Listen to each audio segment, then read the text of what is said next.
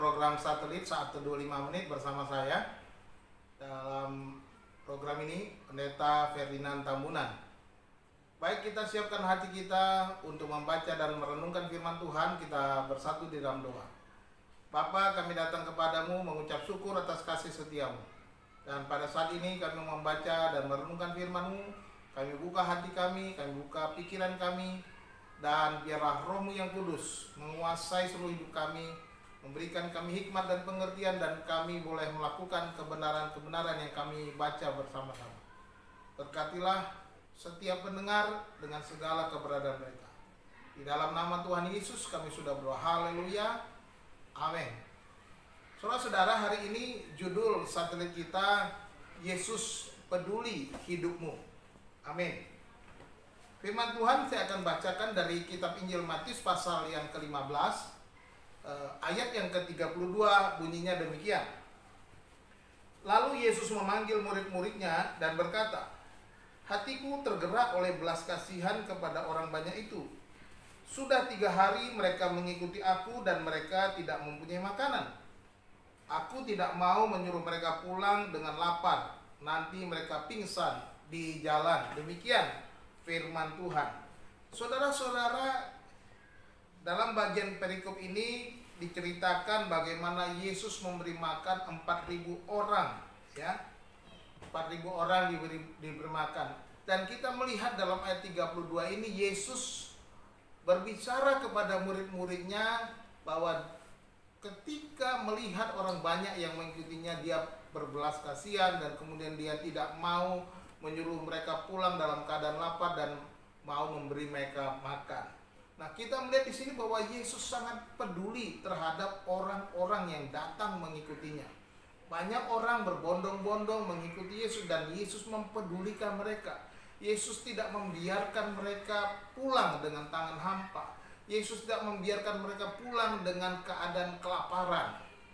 Nah, kita melihat di sini ada berkat-berkat yang kita lihat di mana Yesus memberkati orang-orang yang datang mengikutinya. Yang pertama kita lihat berkatnya adalah Yesus penuh dengan belas kasihan. Sebagaimana dikatakan di sini, hatiku tergerak oleh belas kasihan. Hati Yesus penuh dengan belas kasihan. Itu sebabnya dia tidak mau membiarkan orang banyak itu pulang begitu saja, pulang dengan kelaparan, pulang dan bahkan bisa saja, kata Yesus, mereka pingsan di jalan ketika mereka pulang ke rumah mereka masing-masing. Jadi Yesus penuh dengan belas kasihan. Ini adalah berkat yang luar biasa. Dia juga berbelas kasihan kepada setiap pendengar, setiap saudara. Dia berbelas kasihan kepada semua orang yang mau datang mencari dia. Yang kedua, berkat yang kedua adalah Yesus mengerti keadaan kita. Sebagaimana dikatakan selanjutnya, hatiku tergerak oleh belas kasihan kepada orang banyak itu. Sudah 3 hari mereka mengikut aku dan mereka tidak mempunyai makanan. Kita bisa melihat bahwa Yesus mengerti. 3 hari orang banyak itu mengikuti Yesus kemana saja Yesus pergi. 3 hari lamanya mereka tentu mungkin ada yang membawa bekal makanan, tetapi tentu sudah habis dalam perjalanan selama 3 hari. Dan Yesus tahu mereka sedang lapar. Dan Yesus mengerti keadaan itu. 3 hari mengikuti Yesus, capek, lelah, dan lapar. Itulah keadaan mereka. Dan Yesus juga mengerti keadaan saudara dan saya. Yesus mengerti keadaanmu, sakit penyakitmu, penderitaanmu, kesulitanmu, masalahmu, pergumulanmu. Yesus mengerti keadaan. Ini berkat yang besar yang kita bisa dapatkan dari Yesus.